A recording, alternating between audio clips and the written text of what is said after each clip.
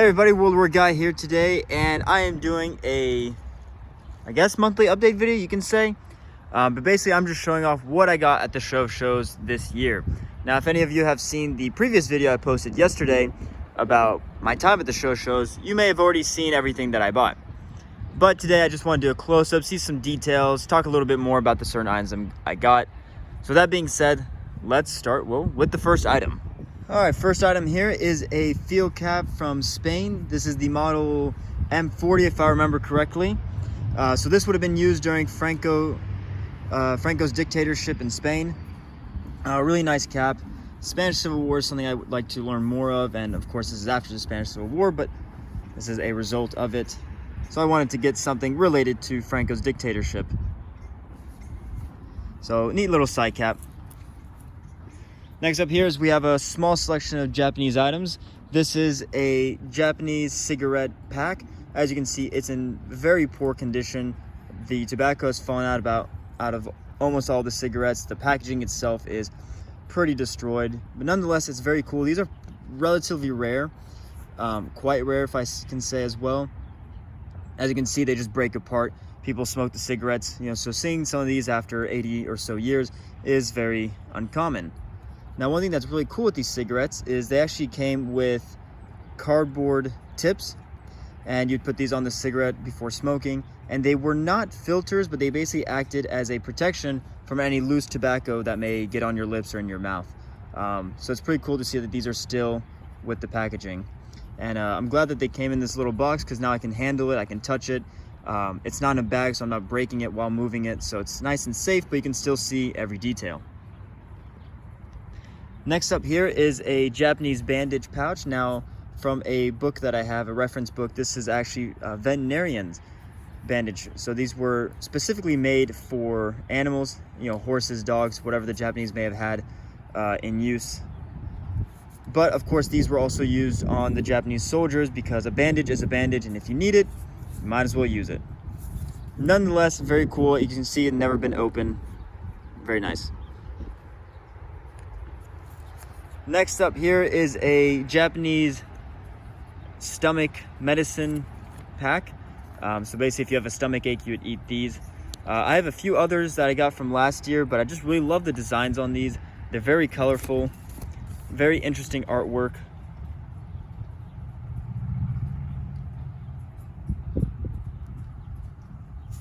And they just look really cool.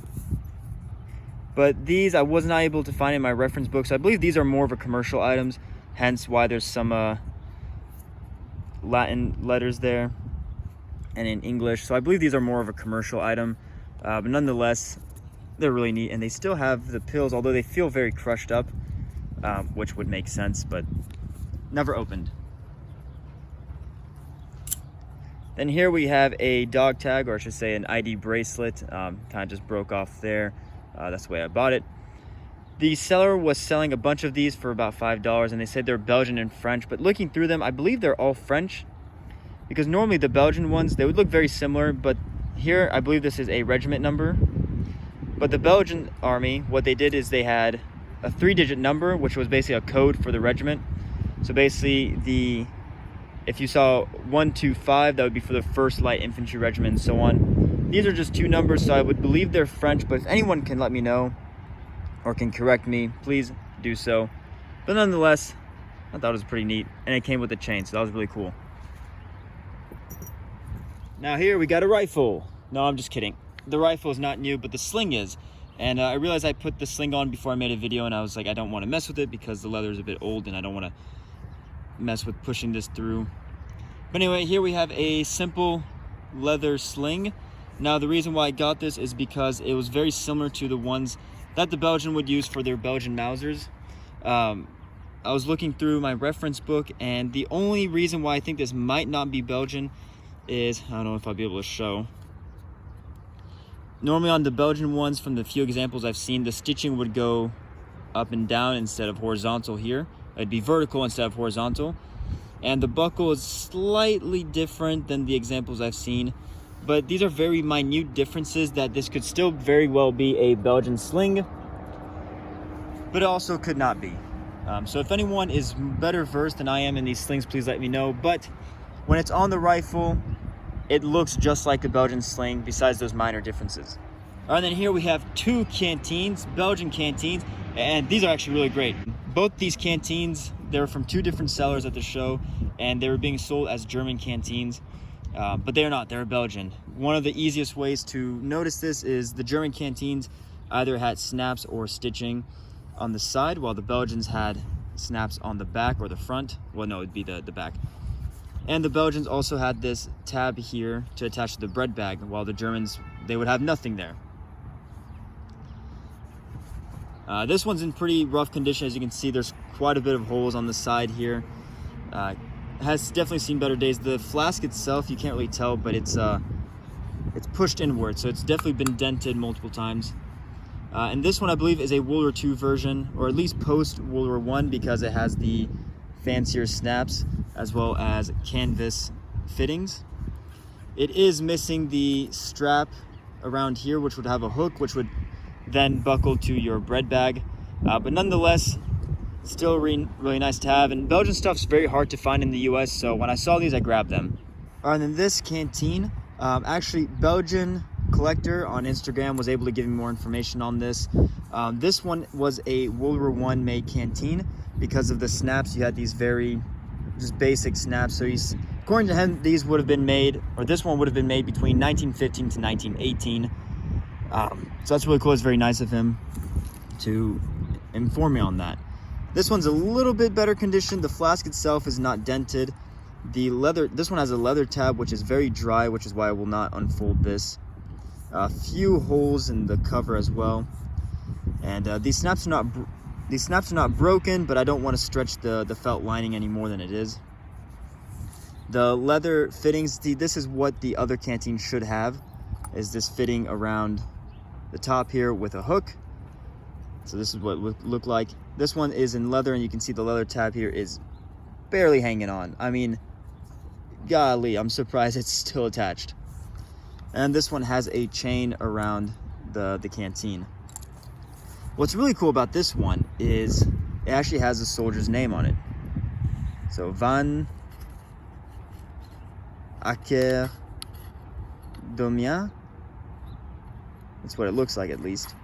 And then it has his serial number 29514. Yeah, it looks like a 4 maybe. This is really cool. It's unfortunate though that he did not put his regiment number, so I don't know his regiment on it. But nonetheless, it's very cool that it's personalized. You can see the cork is very rusted, so I don't recommend drinking from this. Not that I would, but nonetheless, this is very cool. Again, this was another one that the seller thought was German, World War I German, but it is not, it is Belgian. So I'm very happy to have these in my collection. There was another canteen. I found another Belgian canteen at the shows. It was the mounted version. And basically the main difference was that you would have two leather loops on the side here with a canvas strap going around it. It was missing the canvas strap, but it did have the leather on it. But the seller wanted $50 for it, and I thought it was a bit much. So I passed up on it because I already had these two anyways. Nonetheless, it was cool to see how many Belgian canteens were there this year. All right, here we have a World War I, I believe. Yeah, World War I or pre-World War I French mess kit. This would have been the model of 8715 or the model of 59, if I remember correctly. I still haven't taken the time to do the research on it to find the exact model of it. So if anyone wants to let me know now, that's fine. Please do so, but I will do some research to get the exact model. Nonetheless, these are really cool.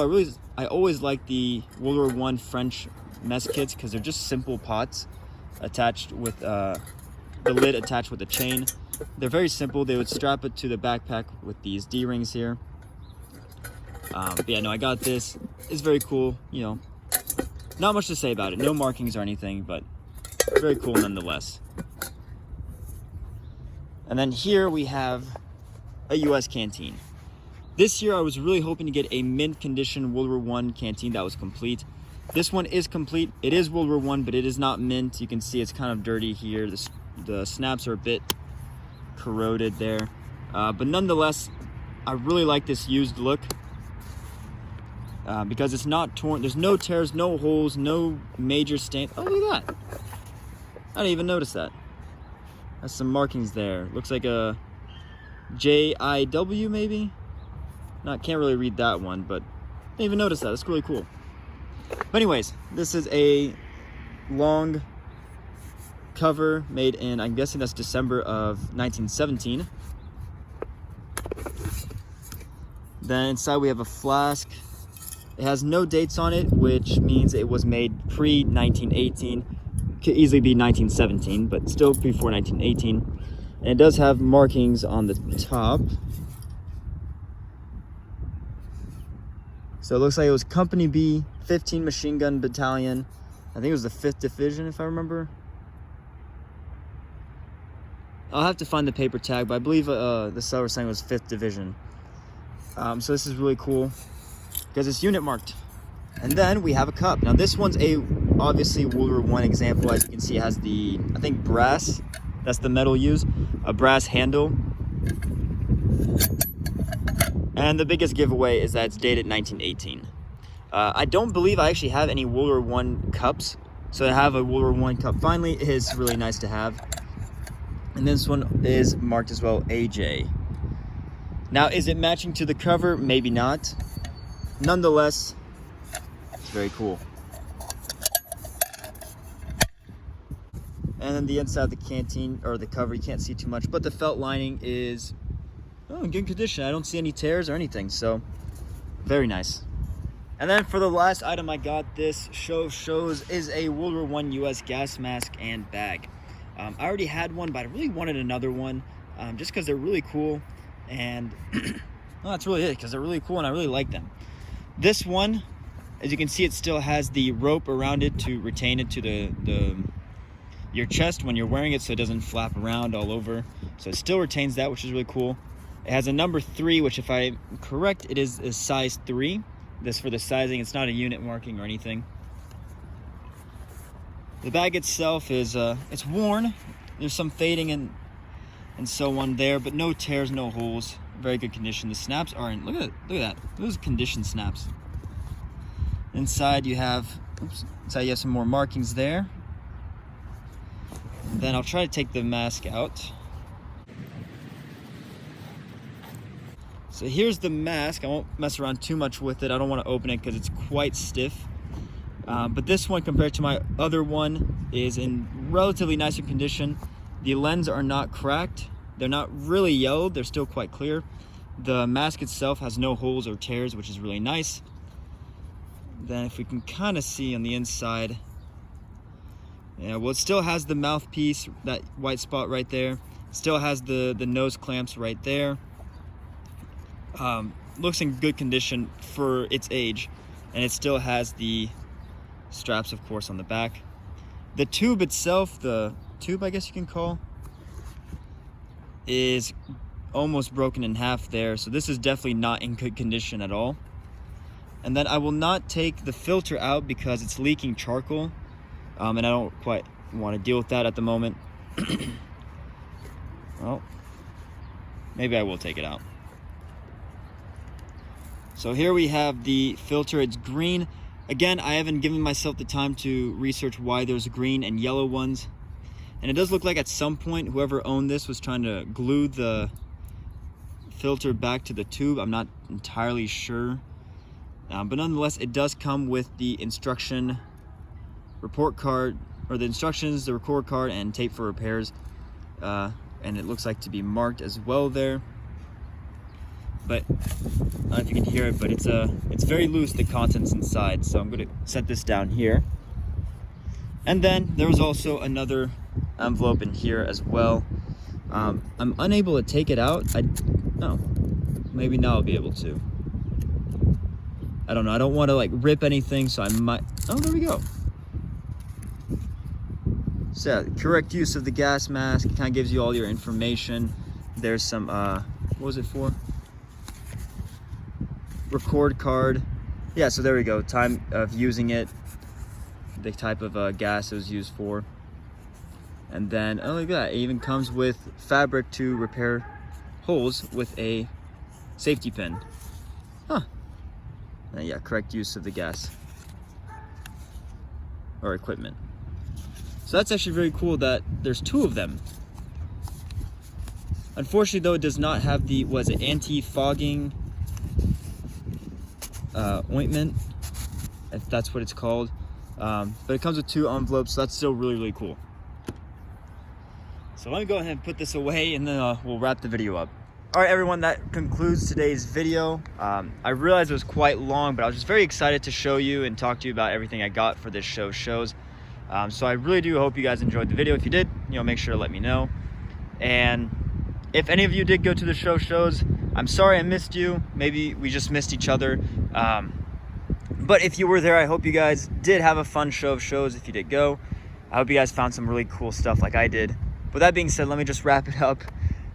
You guys have a great day, and I'll see you next time.